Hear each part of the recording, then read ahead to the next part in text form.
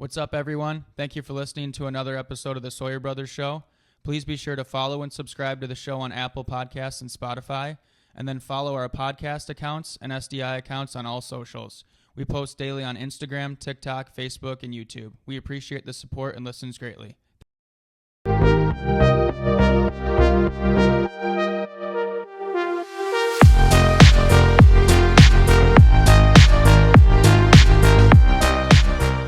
Episode 29. This is our first draft style episode.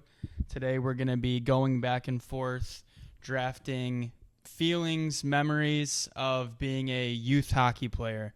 The ages that we used for this was basically when you first start playing hockey, whatever age that is, beginners, mini-mites, mites, 3, 4, 5, 6 years old, until you're going into high school. So like basically Bantam age.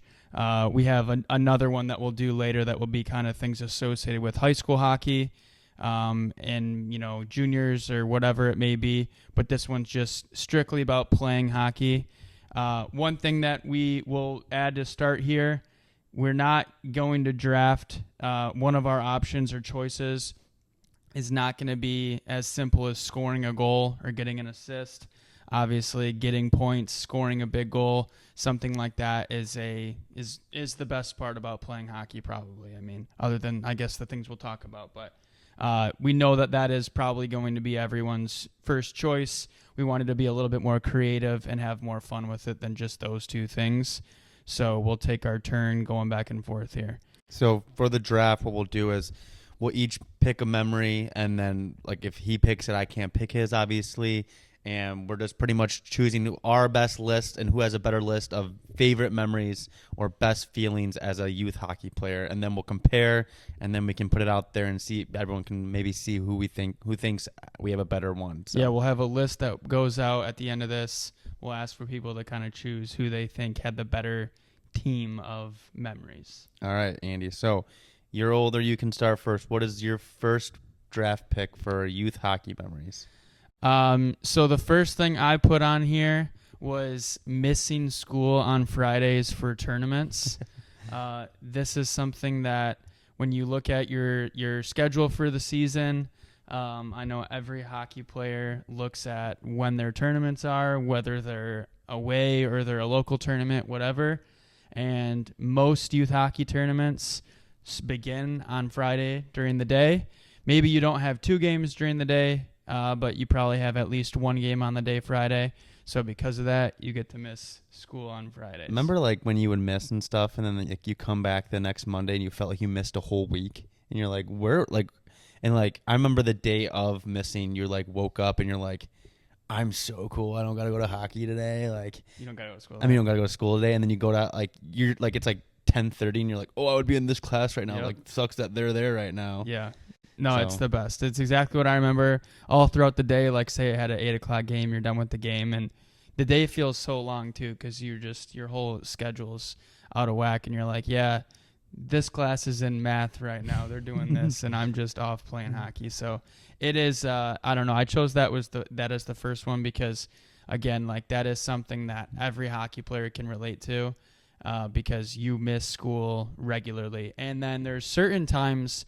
Like when I was in middle school, when I was playing for Caesars, we would go, somewhere far away, and maybe you have a early Friday game, like you have the earliest game, like 7 a.m. or whatever, and because of that, you've got to be there Thursday night, and so maybe you left school during the day Thursday, and then you're missing 2 full days, which that may be a little too much because then you have extra school to make up and everything. But we're not looking at it from that standpoint. We're just looking at being a middle school kid, an elementary school kid, and you're pumped up every time you can miss. The reason that's a good draft pick is because, other sports players think they know what it's like, but they don't miss school the way hockey players do.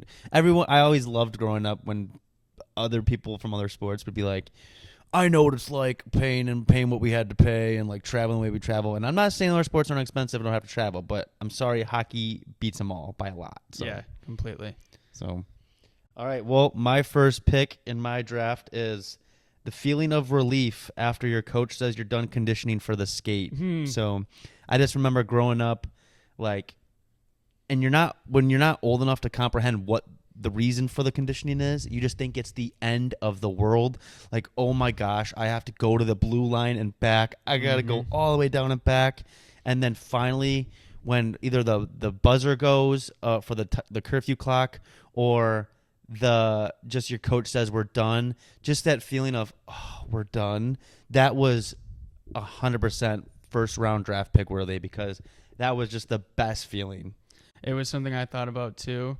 But it's so true. It's one of those things where, like, I was literally talking with Mom about this yesterday, whether it was punishment or for a good reason, like, just getting in shape. Conditioning sucks. Like, if we were doing the opposite of this, if we were doing the draft of the worst things about youth hockey, your coach coming to the rink and saying, like, get on the line, or whenever the coach would look at you and say, we don't need pucks today. Yeah. Like, if one of the guys is getting ready to pick up the bucket and you're like, and he's like, no, we don't need those today. Mm-hmm. It's like, that is just awful. As a player, you almost wanted to do it at the end of practice, because there's a curfew clock, like we said, and you can see how much time left. When you do it at the beginning or the middle, you're like, this could be for 44 more minutes. Like, I don't know. So that was psychological. So, like, again, that relief when you're done is just like, oh, thank you. I'm so glad that we are not doing this anymore. Totally agree. All right, so my second pick is this one was something that I literally looked forward to every single summer when I knew that the season was about to start. Other than getting ready and just being simply excited to play hockey, it was for the day that I got all my new team gear, apparel, clothes, whatever it was. We played on teams that, you get your hats, you get your shirts. It's the best. Your warm-ups, your tracksuit. Like, that was just a whole exciting day. And then if you add in, if it was the same day, you get your shells or your pants and your gloves and your helmets and all these different things. You're just feeling like it's Christmas morning in August or September, whatever. That's good. But remember, like, how you would wear it, and, like, it almost was cooler if another teammate wore the same thing. And you're like, yep, they know. And and when you wear, like, your logo out to school and everything, like, you want people to know. And like I don't know, I feel like when you're growing up and stuff, and like sometimes I don't know, in middle school, me and like some of my teammates would like wear our jerseys at the same day, and like I would just love wearing that. It was always you the coolest plan it thing with your teammates. And we talk about this now still, like, you walk through the rink and every single person turns around and looks at everyone, especially like a big tournament weekend when there's just tons of teams there. Yeah. And I do it too. You look at someone as they walk by, and you're just looking right at the corner, look to see what logo they've got on their jacket, and then you go right back up, and you're like, oh, they're from wherever. Yep, it's not eye contact, it's logo contact. That's how you do it in tournaments and stuff. You're right, though. It is hilarious, but I think going to school with your apparel and stuff is a really cool feeling. I agree. So. I think there's one that sticks out for me more than all the rest of them. Was, again, when I was in middle school, when I was on Caesars again, just because on Caesars, like, I played there for 2 years, and it was like we had a full wardrobe of stuff. And they were just the loudest colors. So. Yeah, it's the baby blue and orange, but it's just so much stuff. And then you add in, we went to Quebec, so we had Red Wings stuff and all of it. But there was one year we had a training camp in August, and it was Monday through Friday. And so Monday we got one thing, Tuesday we got the next thing, and so on and so on. So every day we got something else new, and it was just like, for whatever reason, I just always loved having this stuff. Oh, it was the best. I mean, even as a coach, I still get excited for that, and I get excited for our players to get their stuff. So just showing some team pride. Yep. All right, my next pick in the draft is the team lunches in between the morning game and the afternoon game during a tournament. These meals are literally like euphoric. Like, you have the early morning tournament game. You show up to the restaurant. You hope that all your teammates are there, and they are. And then you guys sit down at the table. The teammates at one, the parents at the other. And man, I feel so bad for those waiters and waitresses that have to walk up and just see this group of 15 youth hockey players that are just amped up like on the energy of after a hockey game, just pumped, just causing problems. It was just that was the best memories, when you would just show up to team lunches with your team. Yeah, it's funny because you just, like, when you're a kid, you don't realize how much is happening. And like you said, you're not really thinking about how stressful that is to see like 15 to 20 kids walk in plus one or two of their parents for pretty much every kid. You've got like a party of 50 walking in and siblings, and they all want to sit in the same area, and then they're all like using their jersey number for their order. Oh, that was too funny. Yeah, and it's like I forgot about that. The waitress or waiter would walk by and be like, "What do you want?" You say, "I'm number 9. I want a water and a chicken sandwich or whatever." Then there's the one kid that his parents order for him. 100%. There's that. Everyone brings out their food and like they're like, "Hey, 15." The player's like, "Oh, it's me." And then the one kid's just like not getting his food. And his mom comes up behind him, and goes, "Here's your food." And it's like, and you're like, "Dude, order." But those are the memories that are just so funny because then you make fun of him later before the game about it. That's it. And if we're talking about that age, obviously, then I think of like, B-dubs and other like sports bars. Oh, and if you think of B-dubs at that time, this is another thing the kids today won't know. Oh, yeah. Because they have phones. But at that time, they had those blue little handheld video game things. And you'd play, what was it, Hangman? Hangman. And then like the poker on the screen and everything. Yeah. And the trivia. No, those are the best. But yeah, and the trivia. And then like they have like if you were really lucky, you had the lunch with like a pool table. Or like a bunch of games over there, and you and your teammates and like all the siblings would just play. Like those meals are just literally euphoric. Little did we know as kids, you don't realize it. Parents are just having a couple beers. Yeah, the parents are just loving it as much as you guys. As much as we are, 100%. Like, and the kids are just like those meals are just those are some of the like literally when I was making my list, everything revolved around teammates, obviously. But like when you're hanging with your teammates, then I can guarantee almost every single meal for a hockey team out there, they have made a cup of some gross combination of food, whether it's every sauce, ketchup, ranch, barbecue sauce, like some lemonade, something. And then there's always that one kid who's like, I'll try it. Yep. So, or the kid that will just have the hottest sauce. Oh yeah. It's the combination one of the drinks and the sauces, or the one that's like, I'll try the blazing sauce or whatever it is, the hottest one. Yep. And then there's the kid who like doesn't like his meal, and you're like, I don't know, the way we were raised, we're like, just eat your meal. And then they're like, I don't like it, and like their mom has to come over, and it's probably the same kid that their mom brought the meal over. Same kid that brought it over. So and then the rest of us eat his fries because he doesn't like fries, and it's like, dude, they're fries. Like we all the whole half the table got chicken tenders and fries, and the other half got like some other like sandwich. And a couple kids when we were in elementary school like have moved on to burgers. Yeah.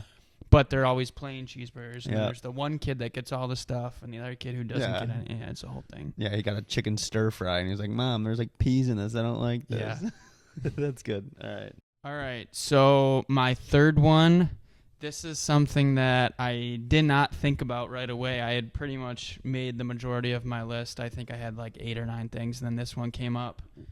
So this is very specific to exactly what we're doing of this age. It's not specific to high school or older, but it's the first time you play in a rink where there's music during warm-ups and music between whistles.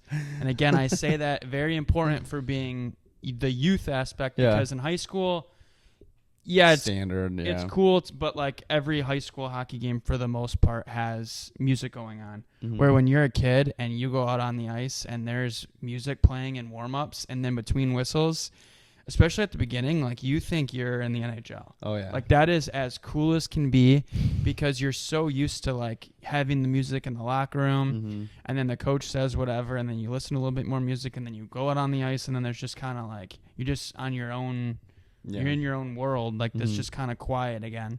But running onto the ice, knowing that the music's playing, you're just even more excited. And like I said, you feel like you're in the NHL. Yeah, and then there's always the kid that like is dancing or something. And you're like, dude, it's cool, but stop. Like we are playing hockey and stuff. Exactly. But no, that memory is the best. Like the feeling, like you said, when you walk out, and like everyone enjoys it. It's better, and like there's 20 people in the crowd, but like you feel like you're in the NHL, like you said. That is a good feeling. Like that is really cool. The weird part of that is the part that makes it lame is whenever there's those certain crowds that have the certain rinks that have the crowd sound in the songs. Yeah. So like there's certain rinks. I remember I played at a rink in Cincinnati once where, like you said, There's like 50 people in the crowd total. Yeah. And they have the songs that intentionally had like a like soundtrack of people like cheering in the background. And it's like, Yeah. that's a little cheesy. But Yeah. the music, especially as a kid, you were like, I'm in the NHL right now. And to build on it, when like I remember even more rarely there was the time when they would announce who scored, and that was really cool too. 100%. That's the add-on to it. They'd be like goal by, assist by, and you're like, oh my gosh. Again, you think you're in the NHL. Oh yeah, so that's a good one. So my third pick in the draft is the first game feeling when you are old enough to legally throw checks for the first time. That game is just an absolute bloodbath. People forget that there's a puck. And that game is always fun to play in, to watch, because that is just pure chaos.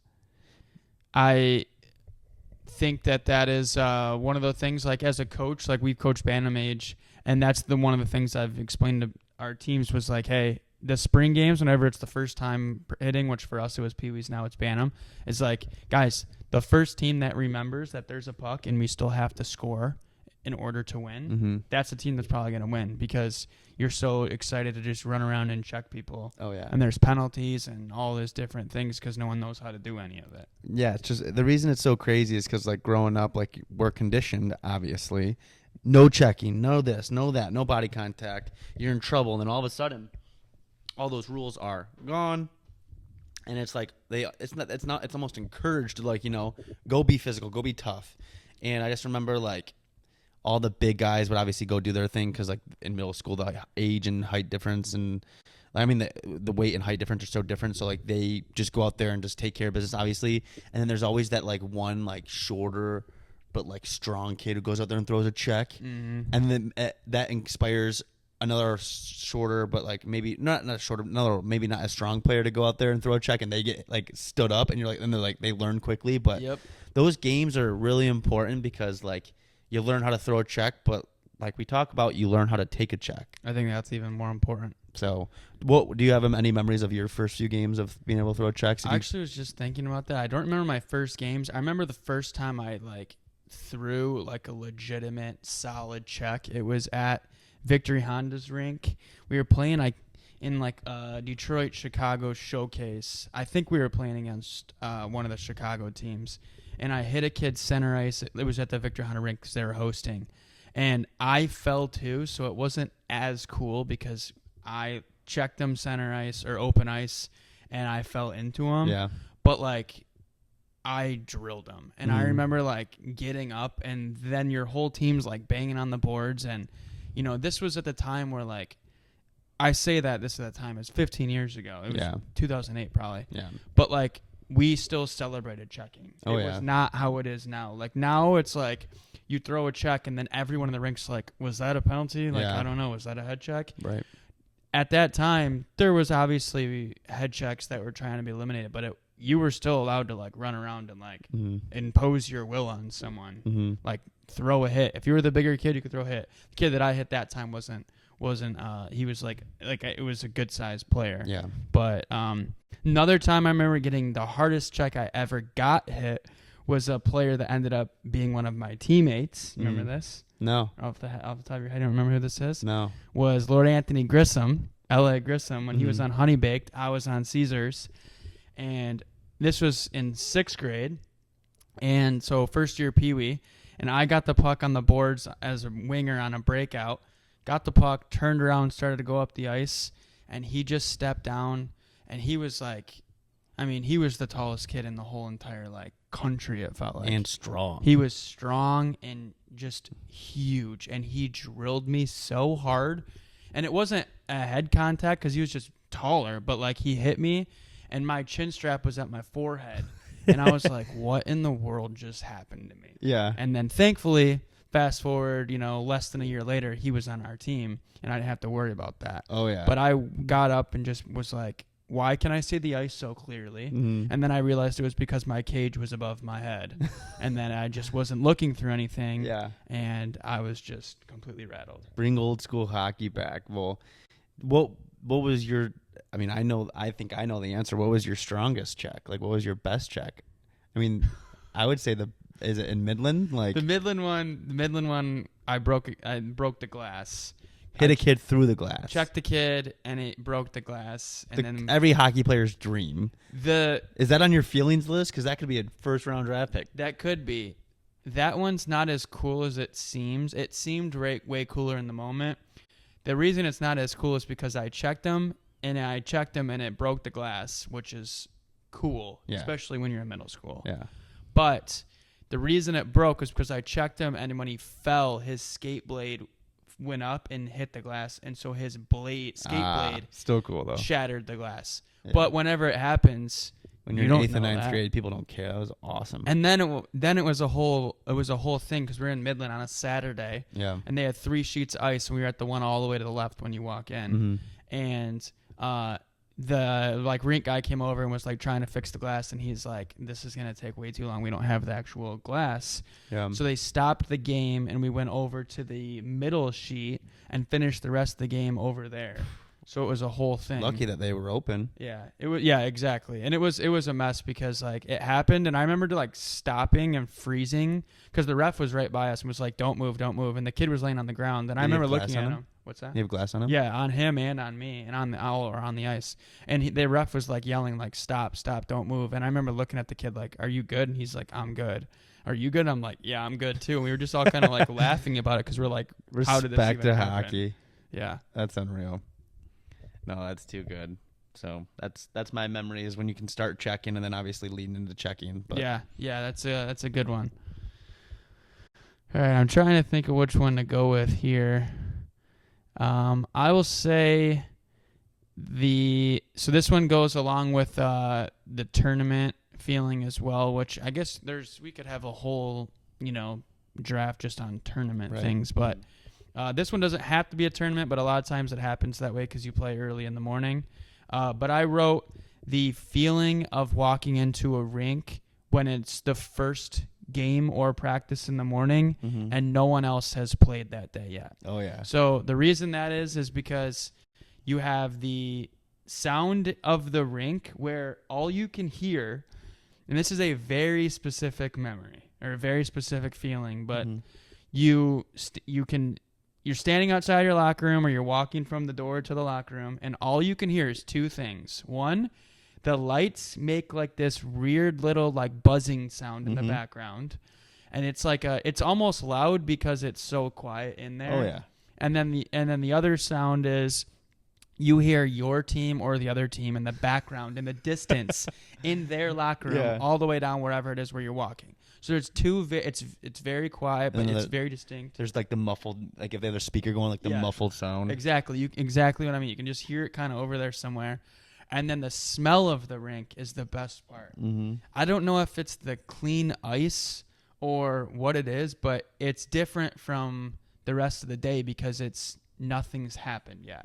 So it just feels, and it's the sound. Freezing. Yeah, it's absolutely freezing. That's the worst part. It's freezing because no one's came in, so the heat hasn't came because of body heat and people being active in and out. Yeah.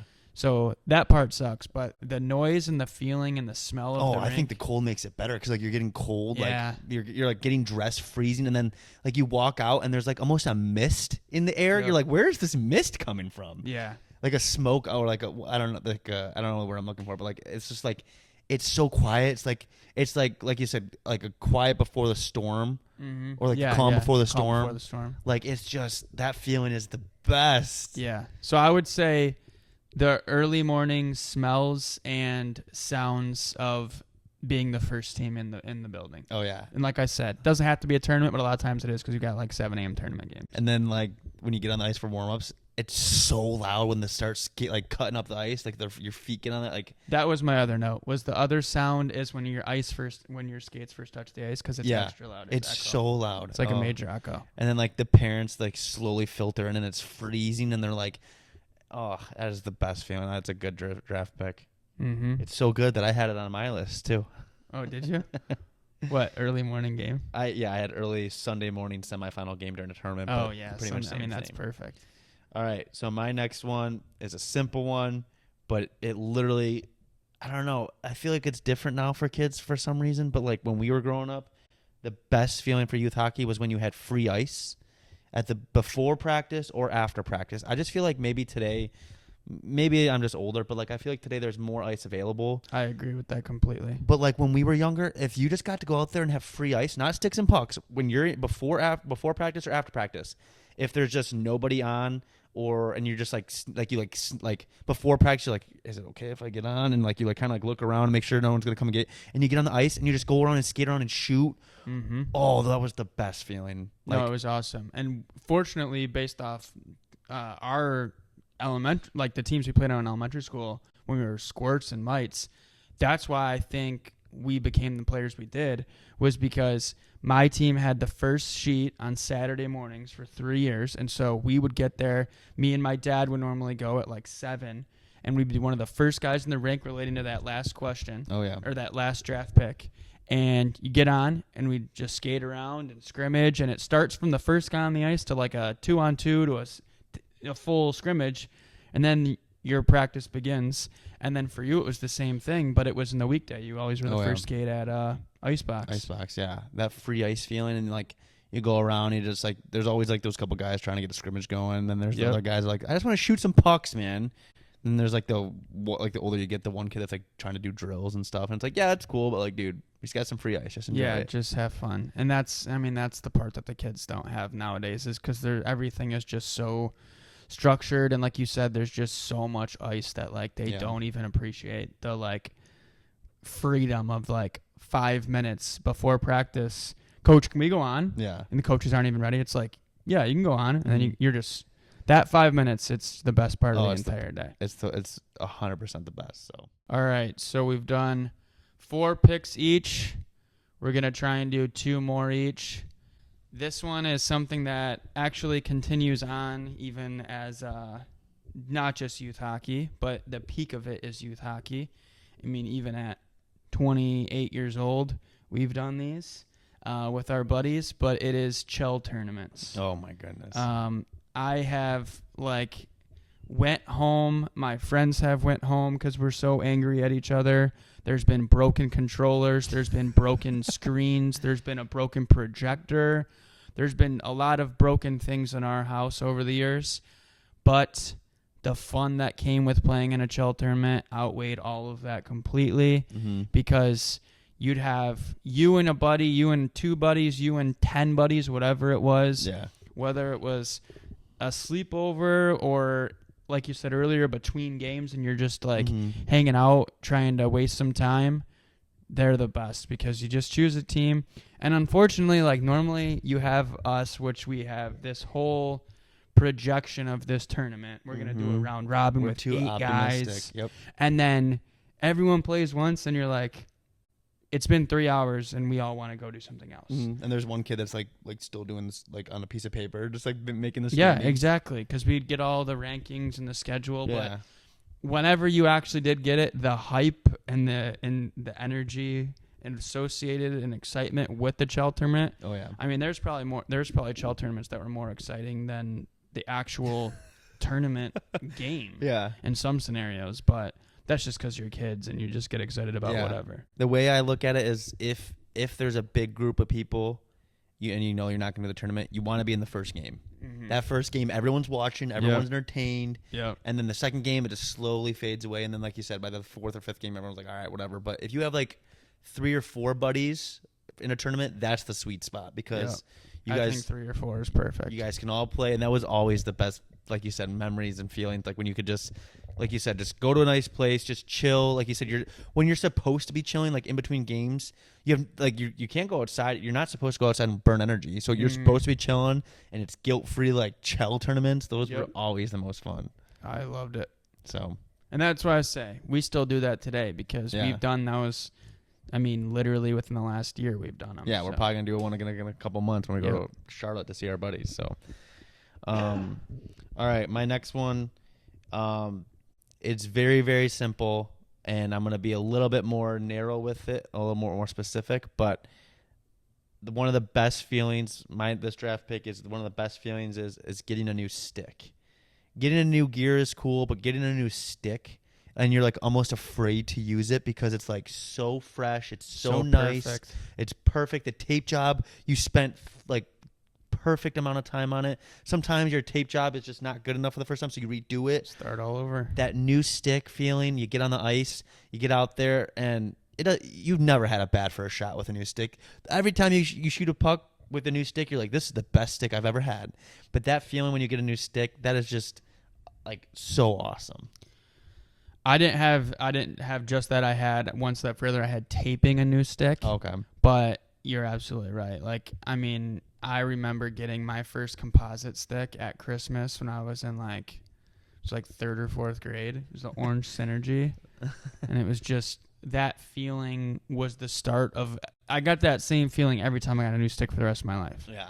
Or the rest of my playing career. Yeah. But it's like, you're just so excited. It's the best. And then you like show up to the rink, and I remember sometimes someone would bring like 2 or 3 sticks to the rink, and you're like, you just got your new one. I don't know. It was just so cool. The new stick feeling was the best. Like I said, new gear is cool too, but sometimes it's a little bit uncomfortable. Yeah. But a stick is just the best. Yeah, new stick. It's like you said, it's fresh. It's just, you take so much care of it. Mm-hmm. Like, you don't even want to like you're walking into the rink and you're like, I don't want to hit the door with this. And then you like put it in the stick rack. You're like, I don't even want this blade to like touch the ground. Yep. And then you use it a couple times. Then you just kind of get back to normal. Yeah. But the first little bit is just, Do you the think best. Do you think that's the majority of people, or do you think we're just weird and like crazy? I think there are certain things that we are unrelatable because we're super weird, but I don't think that's weird. You think most people would be I that? think every hockey player can relate to that. I think it'd be weird if they didn't feel that way about their sticks.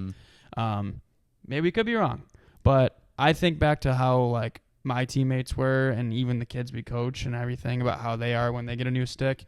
I mean, think about like Christmas time when like half the team comes back that first practice after, Yeah. and like they all have, half the team has a new stick and they're all fired up. So. Mm-hmm. So let me ask you, besides skates, what is your least favorite piece of equipment to break in? At the time, it was probably gloves, I would say, because gloves are now they're just so good that I don't even think you have to break them in the same way. Mm-hmm. But breaking in gloves sucked because I remember feeling like my gloves, the way I held my stick, even to this day, I always have a hole in my top hand, like palm, because I hold my stick. Like, it's actually not like correct, I guess you could say, because I hold like the top of it. I don't just hold the handle. And so I'd always have a hole. And so when you get new gloves, I didn't have that hole. So I didn't feel like I could touch this, touch the grip, stick and have the same grip. And then my hands didn't feel the right way. What about you? Mine might be weird, but I hated breaking in like pants. Yeah, like, that would be my next answer. I don't know. I just feel like, would it really be?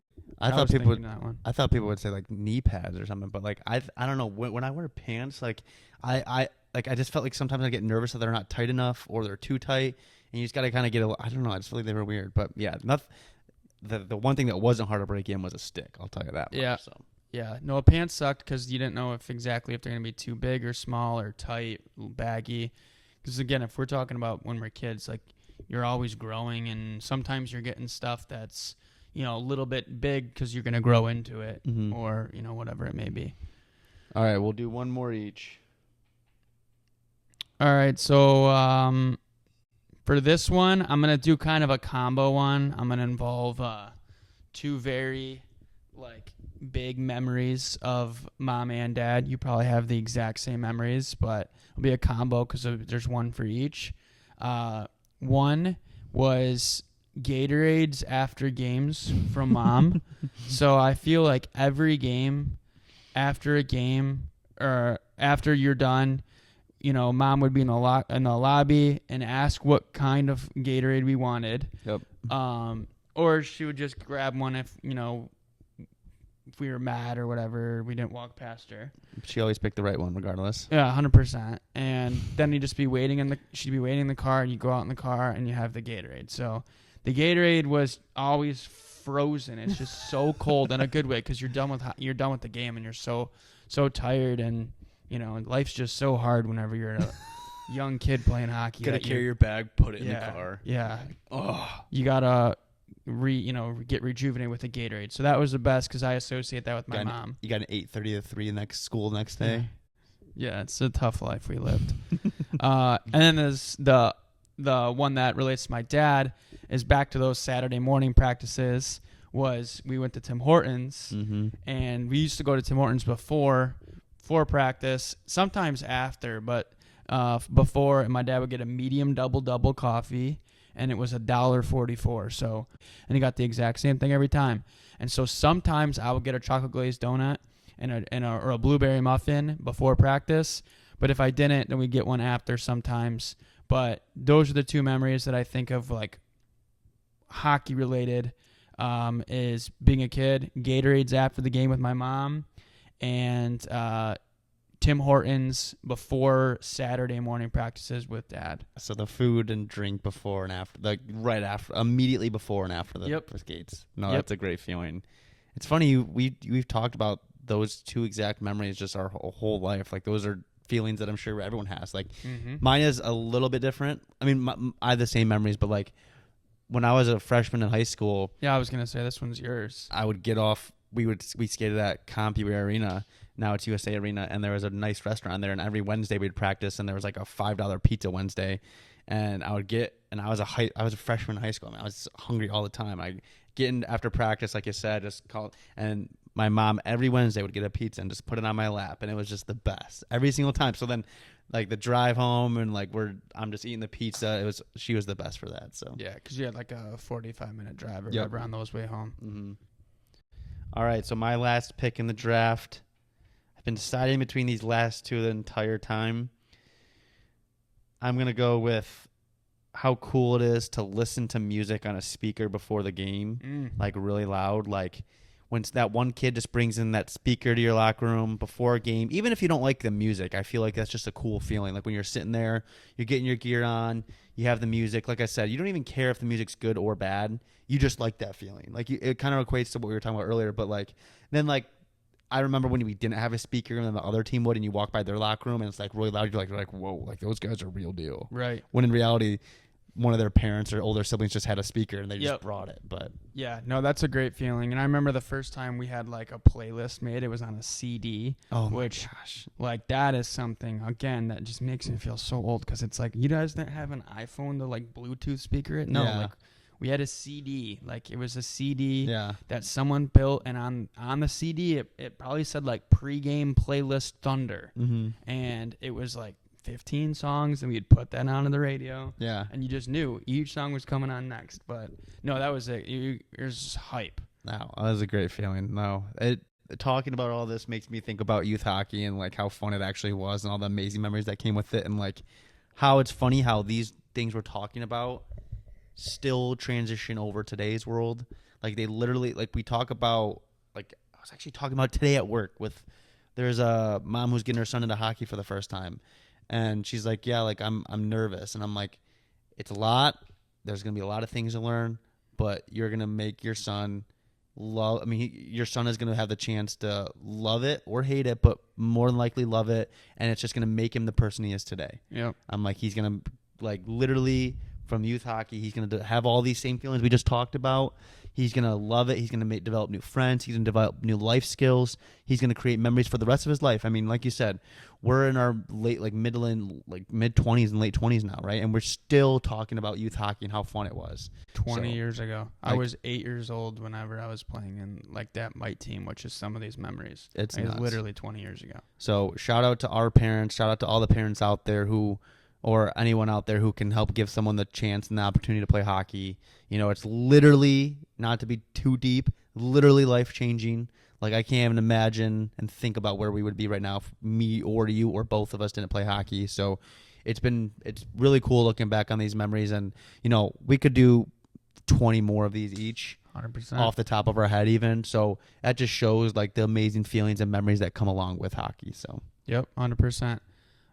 So that's it for this one. We'll probably do more of these for youth hockey, and then obviously, like I said earlier, other like levels, high school, juniors, and whatever, and you know, kind of look at other memories that are specific for those ages. But we'll post a summary of our choices. Next episode, we'll kind of say who people voted for, who had the best draft picks. There you go. And I think, like Andrew came up with this idea to me because he heard a little somewhat similar thing on a different podcast where we do a draft, but I could see us doing this on a bunch of different topics. So For sure. All right. Thanks for listening, guys.